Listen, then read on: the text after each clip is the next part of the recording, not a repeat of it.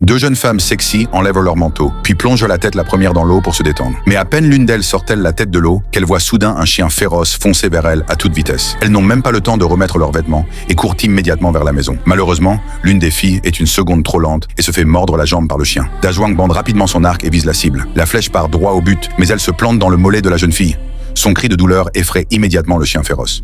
Voyant que même leur propre compagnon n'est pas épargné, les autres chiens féroces prennent peur et se dispersent dans toutes les directions. Après être retournée dans la maison, Dame boit quelques gorgées d'alcool fort pour calmer sa peur. Pendant que son amie coupe la flèche, elle tire ensuite violemment la pointe hors de son mollet. Heureusement, après quelques soins, sa jambe est sauvée. Mais avant même qu'ils ne puissent en se remettre de leur frayeur, un chien féroce surgit soudainement par la fenêtre. Tout le monde se retrouve face à face avec l'animal et personne n'ose bouger. Le chien bondit soudain sur la fille blonde.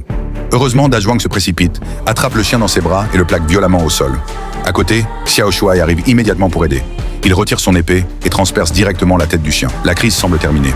Mais ils n'étaient venus ici que pour des vacances en pleine nature. Ils rassemblent rapidement leurs affaires pour quitter cet endroit dangereux. Mais en ouvrant la porte, ils découvrent avec horreur que leur yacht s'est mystérieusement retrouvé au milieu de la rivière. Ils courent vers la rive. Sans hésiter, Dajwang saute dans l'eau pour nager jusqu'au bateau afin de le ramener. Mais juste avant d'y arriver, il découvre avec stupeur que deux chiens féroces l'attendent déjà sur l'arrière du bateau. Avant même qu'il ne puisse réagir, les chiens plongent directement dans l'eau pour l'attaquer. Heureusement, avec l'aide des autres, Dajwang parvient à atteindre la rive juste une seconde avant de se faire rattraper. L'un des chiens sort aussi de l'eau. Xiao Hei saisit alors un bâton et frappe violemment le chien, le repoussant dans l'eau. Profitant du fait que les autres chiens ne sont pas encore sortis de l'eau, il court rapidement vers la maison. Pour éviter qu'un autre chien ne pénètre à nouveau dans la maison, il renforce toutes les entrées. Mais rester caché ici n'est pas une solution. Pendant qu'ils discutent d'un plan, Dajwang remarque un système de poulies à l'extérieur. De l'autre côté du câble se trouve le garage. Ils décident alors de tenter le tout pour le tout. Ils ouvrent la porte, retirent discrètement la poulie et montent sur le toit pour glisser jusqu'au garage.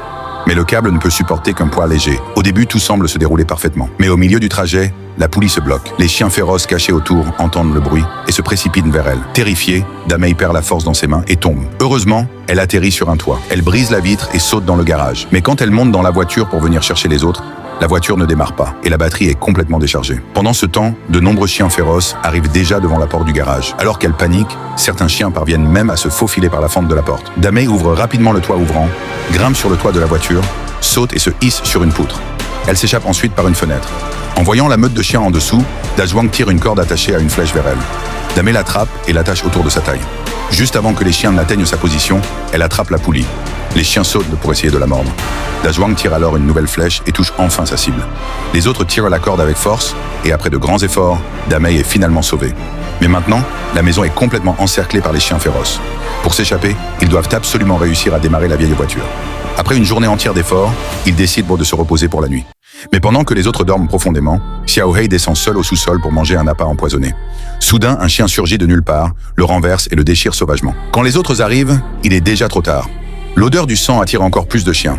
La meute attaque violemment la maison. Les survivants bloquent la porte avec des armoires, mais la porte est bientôt criblée de trous.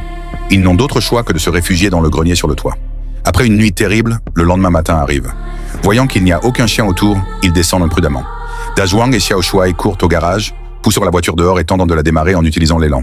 Mais le bruit attire de nouveau les chiens. Au moment critique, Dajwang saute sur le toit de la voiture et donne l'arc à Xiao Shuai. Plusieurs chiens apparaissent devant eux et l'un d'eux saute même sur la voiture. Dajwang tourne violemment le volant, faisant tanguer la voiture. Xiao Shuai a du mal à garder son arc. Voyant que la voiture refuse toujours de démarrer, Dajwang décide de conduire jusqu'au bord d'une falaise. Au moment où la voiture est sur le point de tomber, le moteur démarre enfin. Le rugissement du moteur effraie les chiens qui s'enfuient. Ils retournent immédiatement chercher leurs compagnons. Mais une autre tragédie se produit. Un chien bloque soudain la porte.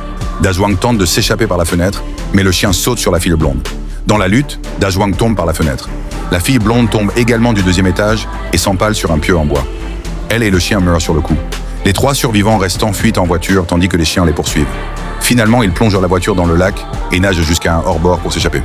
Mais alors qu'ils pensent enfin être en sécurité, ils découvrent qu'un chien féroce s'était caché sur le bateau.